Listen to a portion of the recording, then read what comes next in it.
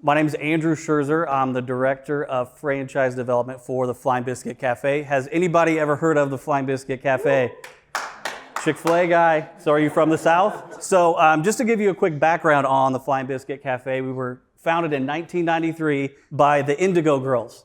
Does anybody know who the Indigo Girls are? You do? I have no clue who they are. I know who Delia Champion is, though. She's the founder of the Flying Biscuit Cafe. In 1993, that really started that cult-like kind of following that the Flying Biscuit has now.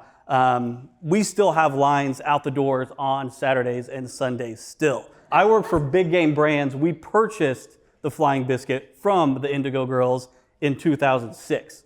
So Big Game Brands, formerly known as Raving Brands, which you may be familiar with, Jimmy, we are the founders of Moe's Southwest Grill. So that being said, when it comes to franchising, you have to have a lot of buying power for your franchisees. So you have to have really, really good food vendors. You have to have really, really good real estate brokers. You have to have contractors. You have to have technology vendors. And so we still have that network that we can reach out to grab all these vendors from and develop across the country. Now, they're mainly in the Southeast. It's a leader in the breakfast segment. We serve Southern hospitality food. So here's really like potato side of everything. So your initial investment ranges anywhere from about $765,000 to a little over $1 million. We have built out stores for under $765,000, but that's because our real estate team has fine second-gen locations that we can get into.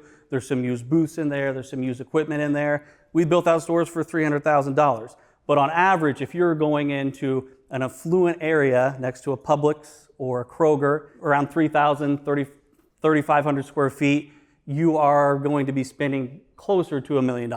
We rely on those relationships with those equipment vendors, with those food vendors to get those prices down as much as possible. With our restaurant, we are mainly dine-in, but during COVID, we kind of fell into online ordering, but we really fell into catering.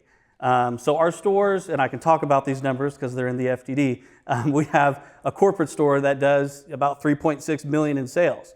And 10% of those sales were derived from catering. So we're perfecting catering every day. We are adding some new lunch menu items just because we want to be more than just breakfast, and it's just another avenue of sales that you can bring in. The breakfast market right now is on fire.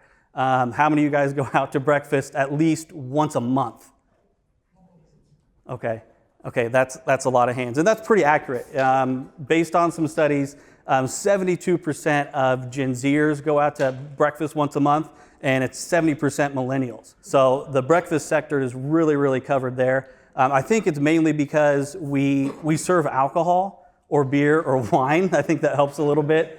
So we have mimosa flights, which is really, really unique that you can't find anywhere else. And then our hours of operations are 7 to 2. So if you're an operator out there, or if you've ran a restaurant before, like, it sucks to work like 80 hours a week sometimes. So to operate from 7 to 2, you're really limiting the number of hours that you're going to be putting in.